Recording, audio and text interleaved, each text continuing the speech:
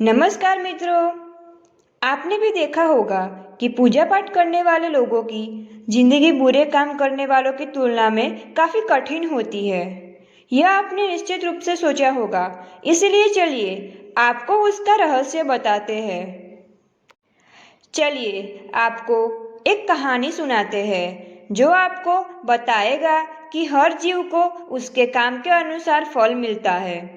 अगर कोई अच्छा काम करता है तो उससे अच्छे फल मिलते हैं और बुरे काम करने वाले दुखी होते हैं। तो ऐसी ही एक कहानी आज हम बताएंगे, तो आप उसे अंत तक सुने। भगवान बुद्ध ने कहानी में बताया कि एक गांव में दो आदमी रहते थे। एक बहुत धार्मिक था और हर दिन मंदिर जाकर भगवान की पूजा करता था, लेकिन दूसरा आदमी जो नास्तिक था, हर दिन मंदिर जाता था और अपने पत्नी से धन चुराकर जूते, चप्पल और दाल खरीदता था। एक दिन गांव में भारी बारिश हो रही थी और मंदिर में एकमात्र पुजारी था। नास्तिक आदमी मंदिर गया और सब कुछ चुराकर वहां से चला गया। उस समय एक आस्तिक व्यक्ति भी मंदिर गया और भगवान की पूजा करने लगा। मंदिर के पुजारी ने उसे उसी समय देखा और उसे चोर समझा। वह गांव के बाकी लोगों से बचकर भागने लगा।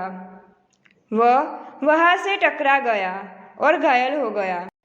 मंदिर में चोरी करने का इल्जाम आस्तिक व्यक्ति पर लगाया गया। कल्प बीतने पर भी कठोर पाप कर्म से नष्ट नहीं होते और एक दिन दोनों मर ही गए। आस्तिक व्यक्ति ने यमराज से पूछा कि उसके साथ ऐसा क्यों हुआ।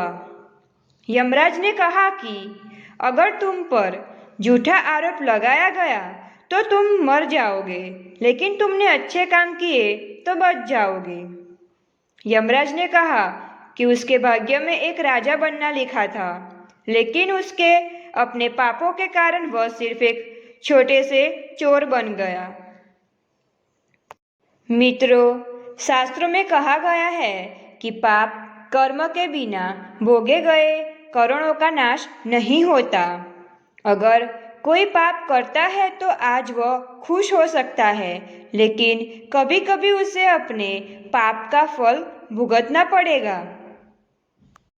और ऐसे ही एक कहानी और बुद्ध ने सुनाई कि एक बहुत पापी व्यक्ति एक रास्ते से जा रहा था और उसे बहुत सारा सोना मिल गया। उसी रास्ते से एक अच्छा आदमी जा रहा था। उसे एक कांटा लग गया और वह जमीन पर गिर गया। उस स्थान पर कुछ लोगों ने सोचा कि यह बहुत गलत हुआ और दोनों आदमियों की कुंडली ले जाकर एक पंडित को दिखाई। पंडित ने कहा कि पापी व्यक्ति का भाग्य राजा बनना था, लेकिन उसके पाप के कारण अब उसे सिर्फ इतना सोना मिला है। उस भले और धर्मी व्यक्ति के जीवन का आज आखिरी दिन था, लेकिन उसके अच्छे कर्मों की वजह से वह बच गया।